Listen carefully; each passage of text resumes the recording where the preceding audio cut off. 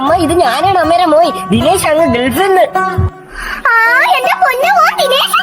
അമ്മയ്ക്ക് സുഖം തന്നെ. എന്തേലും സുഖം എന്റെ മോനെ. ഇത്രയും നേരം അമ്മയ്ക്ക് നടുവെടുക്കാൻ വയ്യാതെ കിടക്കായിരുന്നു. ഒറ്റപ്പോലെ നടക്കാനും പറഞ്ഞിറങ്ങിയപ്പോഴത്തേക്ക് അമ്മച്ചിന്റെ രണ്ടു മുട്ടും ചിറങ്ങണ രീതിയിൽ വേദന എടുക്കണ്. തേയ്മാനാണെന്ന് തോന്നണ എന്റെ മോനെ. ഒറ്റപ്പോലെ തടവാന്നും പറഞ്ഞെടുത്തപ്പോ ഈ തോളിൽ ഇന്നേ ഒരു വേദന അങ്ങ് ഇറങ്ങി വിരൽ വരെ അങ്ങ് എത്തി. രാവിലെ വല്ലോ കഴിച്ച അമ്മ?